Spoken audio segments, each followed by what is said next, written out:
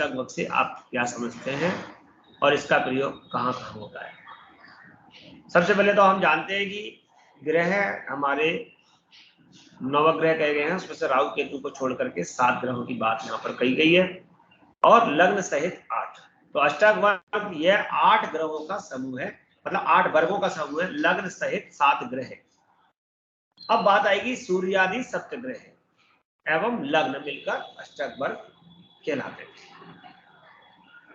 इनका फल कैसे देखेंगे? तो इनके फल के लिए पराशर जी ने कहा कि कुछ रेखाएं या बिंदु के रूप में हम इसे समझ सकते हैं।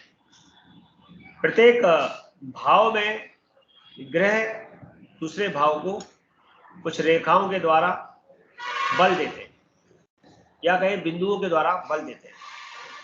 यह फल ज्योतिष की वह शाखा है जिसमें फलादेश लग्न और सूर्यादि ग्रहों के द्वारा किया जाता है। अब यहाँ पर रेखा और बिंदु, एक आपके सामने एक पॉइंट आएगा कि रेखा से समझना है कि बिंदु से। तो इसके लिए आपको ध्यान रखना है कि उत्तर भारत में रेखाओं को शुभ माना गया, यानी रेखाष्टक वर्ग कहा गया है, और दक्षिण भारत में बिंदुष्टक वर्ग कहा गया है, यानी बिंदुओं के द्वारा उसकी शुभता मापी जाती है। थोड़ा सा देश विशेष का अंतर है कि उधर बिंदु को शुभ माना, इधर को रेखा क्यों माना है, इसके लिए भी हम विनोद भाव में देखें, थोड़ा सा हास्य की बात में देखें तो हमारे उत्तर भारत की जो हीरोइन है वो रेखा है, तो इसलिए रेखाष्टक हम कह सकते हैं कि रेखाष्टक शुभ हो गया। और दक्षिण भारत की जो हीरोइन है वो बिंदु है, तो उसके आधार पर हम ये कह सकते हैं कि वहां पर बिंदु शुभ है। जहां बिंदु शुभ है वहां रेखा अशुभ है, जहां रेखा शुभ है वहां बिंदु अशुभ है। हम सभी लोग रेखाष्टक पे काम करेंगे, जो हम शुभ देंगे उसमें रेखा डालेंगे, एक एक डंडी रेखा डालेंगे, और जहां अशुभ होगा वहां एक बिंदु रख देंगे। इस प्रकार से हम ग्रहों के आधार पर इनको देखेंगे। अब इसका फल विचार करने के लिए कैसे देखेंगे? इसके फल विचार के लिए ग्रहों की जो शुभता है अशुभता है उसका निर्णय करना ये रेखाष्टक वर्ग के आधार पर किया जाता है। गोचर में इसका बहुत प्रयोग होता है।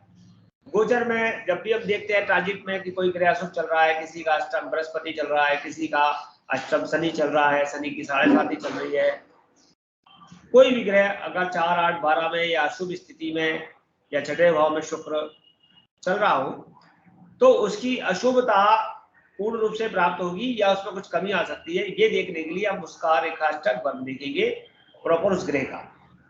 अगर शनि अशुभ है तो शनि अष्टक देखेंगे, सूर्य अशुभ है तो सूर्य अष्टक देखेंगे कि उसने उस राशि में उसको कितना रेखाएं प्राप्त हुई है।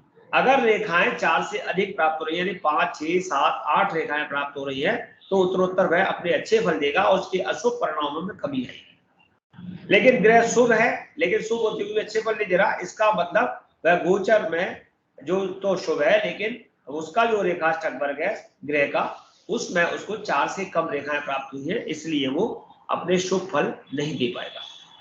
इसी प्रकार से जब आप बात करेंगे आयु निर्णय में, तो किसी जातक के ऊपर मार्गी शादी की स्थिति चल रही है या उसकी मध्य आयु है, दीर्घ आयु है, उसके संदर्भ में ग्रह विशेष भाव विशेष को जब देखेंगे तो उस भाव या ग्रह में रेखाएं कितनी हैं, उसको कितनी रेखाएं मिली हैं, इस पर भी निर्भर करता है।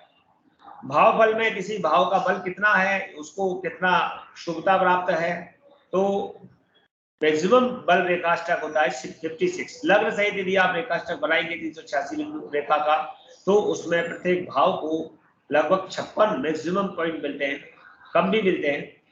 56 का आधा 28 होता है, यानी कि हमारे पास 28 रेखा से कम यदि रेखाएं आ रही है, इसका मतलब भाव को बल कम प्राप्त हो रहा है।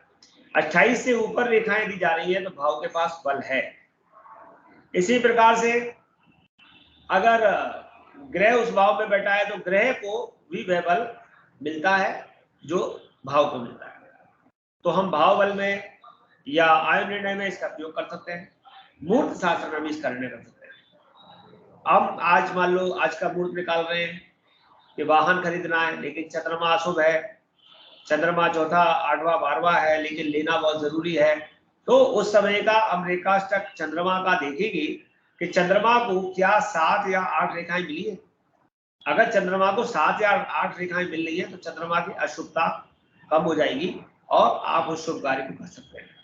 त्रिबल शुद्धि में लड़के की शादी में सूर्य का बल देखते हैं, लड़की के लिए गुरु देखते हैं, दोनों के लिए चंद्रमा देखते हैं। तो अगर लड़के का सूर्य अशुभ है और रेखाष्टक में उसको मुहूर्त की दृष्टि से उस समय के मुहूर्त देखती लग्न में उसको रेखाएं 5, 6, 7, 8 मिल रही है, अधिक रेखाएं मिल रही है, तो वह सूर्य का दोष कम हो जाएगा, यानी सूर्य की अशुभता कम हो जाएगी। बृहस्पति यदि पूज्य आ रहा है या खराब आ रहा है, 4, 8, 12 आ रहा है, तो बृहस्पति को भी यदि रेखाएं 4 से ज्यादा यानी 5, 6, 7, 8 मिलती है तो उसके भी अशुभता में कमी आ जाएगी। गोचर में कोई ग्रह यदि शुभ चल रहा है लेकिन शुभ फल नहीं दे रहा है, इसका मतलब उसके रेखाष्टक बल में उसको पूर्ण रेखाएं प्राप्त नहीं हुई है, 4 से कम, 0 या 1 प्राप्त हुई है। किसी को शनि की 7.5 चल रही है, संग में शनि भी 0 बिंदु का है तो वो कंगाल कर देगा। लेकिन शनि की 7.5 चल रही है, शनि 8 रेखा का है, 7 रेखा का है, इसका मतलब वह उसको बहुत अच्छा कुछ देके जाएगा। इस प्रकार से हम बहुत प्रकार के अरिष्ट ज्ञान आदि इसके द्वारा कर सकते हैं। सूर्य, चंद्रमा आदि ग्रहों का फल भी इससे देख सकते हैं कि ये ग्रह हमारे ग्रहों को कितनी रेखाएं प्राप्त हो रही हैं और वो कैसा फल कुंडली के अंदर देंगे। विंशोत्तरी दशा के आधार पर भी देख सकते हैं कि जिस ग्रह की दशा चल रही है वो ग्रह किस भाव में बैठा है, उस भाव में उस भाव को कितनी रेखाएं मिली हैं, जो उस भाव को रेखाएं मिलेंगी उस ग्रह को मिलेंगी। तो इस प्रकार से हम देखेंगे कि उस ग्रह को अगर अधिक रेखाएं मिल रही है तो वो अपनी महादशा में, अंतरदशा में, प्रत्यंतर दशा में अच्छे फल देगा।